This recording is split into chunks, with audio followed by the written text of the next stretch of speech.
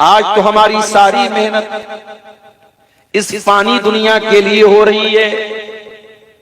कैसे यहां जमीन बना लूं, जायदाद बना लूं, खेत बना लूं, अपने बच्चों के लिए कैसे बेहतरीन फ्यूचर बना दूं, उनका भविष्य बना दूं, अपनी बीवी के लिए कितनी दौलत छोड़ के चला जाऊं, अपने बच्चों के लिए कितनी दौलत छोड़ के चला जाऊं।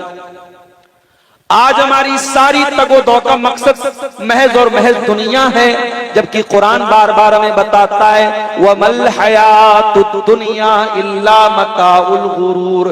ये दुनिया तो धोखे का सामान है, ये दुनिया तो धोखे की चीज है, ये दुनिया तुम्हारे साथ धोखा करने की दुनिया धोखेबाज है मेरे प्यारे साथ। अगर आपको ये लगता है कि दुनिया की दौलत बड़ी कीमती चीज है, ये दौलत भी हमेशा माफ कीजिएगा आपके काम नहीं आएगी। जिस दिन हमारी सांसों की डोर थम जाएगी, जिस दिन हमारे दिल की धड़कन बंद हो जाएगी, ये सारा का सारा माल दूसरों का हो जाएगा। एक पैसा हमारी कब्र में हमारे साथ नहीं जाएगा, सारा पैसा, सारा माल, सारी दौलत हमारे वारिसों का हो जाएगा। जिस जमीनों जायदाद को बनाने के लिए आज इंसान अपने ही भाई के साथ बेईमानी करता है, अपने ही पड़ोसी का हक मार लेता है, अपने ही रिश्तेदार के साथ जुल्म सितम करता है, ये जमीन, ये जायदाद, ये सारी की सारी चीजें यहीं पर रह जाएंगी और हमें 2 गज जमीन के अंदर हमारे घर वाले ले जाकर के दफना देंगे कब्र के हवाले। बहुत मोहब्बत करता है आपका बेटा, लेकिन मरने के बाद आपकी लाश आपके घर में रखी होगी, आपका बेटा 24 घंटे से ज्यादा आपकी लाश को अपने घर में रखना गवारा नहीं करेगा। बहुत मोहब्बत करती है आपकी बीवी, लेकिन आपके मरने के बाद, हमारे मरने के बाद मेरे प्यारे साथियों, हमारी बीवियां भी 4 महीना 10 दिन तक हमारे मरने पर गम मनाएंगी, शोक मनाएंगी। उसके बाद उनकी जिंदगी भी नॉर्मल हो जाएगी। न बेटा अपने बाप के साथ कब्र में जाएगा, न बीवी अपने शौहर के साथ कब्र में जाएगी। लोग आएंगे आपकी कब्र में मिट्टी देकर के हाथ झाड़ के चले जाएंगे और गोया के ये पैगाम देंगे, यहां तक लहद तक आपकी ताजीम कर दी, अब आगे आपके आमाल जाने। गोया मिट्टी दे करके वो ये मैसेज दे देंगे कि ऐ मरने वाले, इसी कब्र से, इसी मिट्टी से तू पैदा हुआ था और आज हम तुझे मिट्टी के हवाले करके जा रहे हैं। इस कब्र के अंदर अब तू जाने और तेरा ईमान जाने, और तू जाने तेरा अकीदा जाने, और तू जाने तेरा अमल जाने। इस कब्र के अंदर हम तेरे कोई काम आने वाले नहीं है। मेरे प्यारे साथियों, क्या हमारे दिल में इस बात की चिंता और इस बात की फिक्र नहीं पैदा होती कि हम उस कब्र की जिंदगी के लिए मेहनत करें? ये कब्र वो जगह है मेरे प्यारे साथियों। एक अंसारी सहाबी का जनाजा था, मदीना के अंदर एक अंसारी सहाबी का जनाजा था। हजरत बरा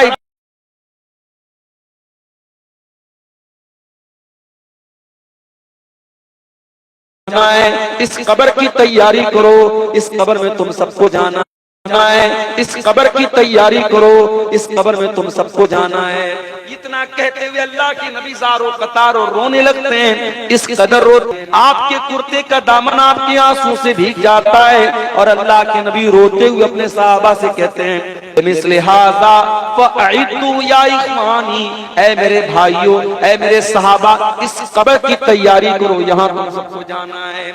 ओ लोगों, हमारे नबी तो कब्र को देख करके रो रहे हैं और हम इतने पत्थर दिल हो चुके हैं कि कब्र में अपने मुर्दे को दफन करने के बावजूद हमें कोई असर नहीं होता। शायर कहता है आंखों से अपने कोई असर नहीं होता। शायर कहता है आंखों से अपने तूने कितने जनाजे देखे, आया है अपने आंखों से तूने कितने जनाजों।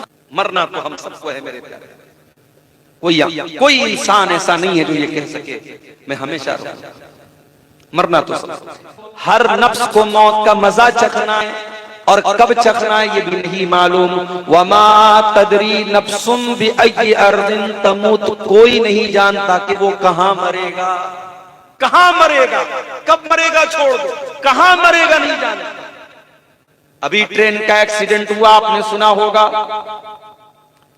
ट्रेन के अंदर अफवाह उड़ती है, पैसेंजर ट्रेन से उतर करके रेलवे की पटरी पर खड़े हो जाते हैं और उसी रेलवे लाइन पर दूसरी तरफ से तेज रफ्तार ट्रेन आती है और कई यात्रियों को कुचल के चली जाती है।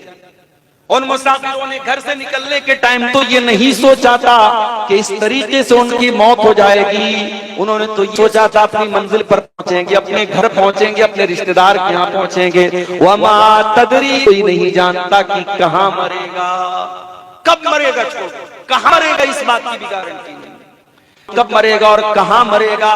फिर भी तू अपने अंजाम से बेखबर है। इक़्तरब लिन्नास का टाइम करीब है, तुम्हारे इम्तिहान का टाइम करीब है, फिर भी तुम गफलत में पड़े हुए। तुमसे बड़ा नादान कौन है, तुमसे बड़ा जाहिल कौन है, इंसान से बड़ा नादान कौन है। हमारे नबी तो कब्र को देख करके रोते हैं मेरे साथ। रात का आखिरी पहर है, अल्लाह के प्यारे नबी अपने बिस्तर से उठते हैं और घबराए घबराए आप हैं और आप घबराए। आपने फरमाया कि ऐ मेरी उम्मत के लोगों, जाअतिल कारिया, खड़खड़ा देने वाली चीज आ चुकी है। जाअतिर राजिफा, कपकपा देने वाली चीज आ चुकी है। ततबउहर रादिफा, या सारे हैवानात, सारे जानदार मर जाएंगे। ततबई जाल मौत बिमा फी, हम सख्तियों के साथ तुम्हारे पास आने वाली है। अल्लाह के नबी रात के आखिरी पहर में अपने बिस्तर से उठ करके अपनी उम्मत को मौत से खबरदार कर रहे हैं। मगर उम्मत कहाँ मौत के बारे में सोच रही है मेरे प्यारे साथी। उम्मत तो जिंदगी के बारे में सोच रही है। हमारी रातें, हमारे दिन, हम तो सिर्फ जिंदगी के बारे में सोचते हैं, मौत के बारे में। अल्लाह के नबी के एक सहाबी थे, नाम नोट कर लो, नाम था साद बिन मुआज रजी अल्लाह ताला अन्हु। साद बिन मुआज रजी अल्लाह ताला अन्हु का उनकी बॉडी थी। जब उन्हें लगा, जनाजा उठाने वालों ने कहा जनाजा बड़ा भारी था, मैयत तो बड़ी भारी थी लेकिन जनाजा बड़ा हल्का लग रहा है। अय अल्लाह के नबी, साद इब्ने मुआज का बदन तो बड़ा हैवी था लेकिन इनका जनाजा बड़ा हल्का मालूम हो रहा है, क्या बात है। आप फरमाया इन्न लहू हमलत, और फरिश्ते इनके जनाजे में शामिल हैं। ऐ मेरे सहाबा, ये साद बिन मुआज वो सहाबी हैं, इhtazza लहुल अर्श, इनके मरने के बाद अल्लाह का अर्श हिल गया था। अल्लाह के अर्श में के बाद आसमान के दरवाजे खोल दिए गए हैं। ये वो सहाबी हैं। साद इब्ने मुआज का इंतकाल मौजूद है। मैयत को कब्र में उतारा जा रहा है। जब मैयत को कब्र में उतार दिया गया, अल्लाह के नबी के चेहरे पर घबराहट के आसार आ गए। आपका चेहरा बदल गया, आप घबराने लगे और आपने 3 मरतबा फरमाया अल्लाहु अकबर कहा। आपने जब घबरा करके 3 मरतबा तस्बीह पढ़ी, सहाबे किराम ने भी अपने नबी को तस्बीह पढ़ता हुआ देख करके तस्बीह पढ़ी। उसके बाद आपने फरमाया कि कब्र तंग हो गई थी, इनकी कब्र ने इनको दबोच लिया था, इनकी कब्र ने इनको पकड़ लिया था।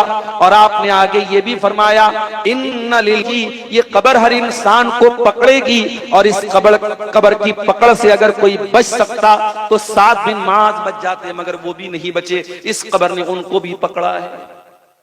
उलमा लिखते हैं इस हदीस की शरह में कि कब्र का अजाब तो सबको नहीं होगा, मोमिन को कब्र का अजाब नहीं होगा, मगर कब्र सबको दबोचेगी ताकि ये एहसास हो जाए कि अल्लाह तबारक व तआला का मामला आसान नहीं है।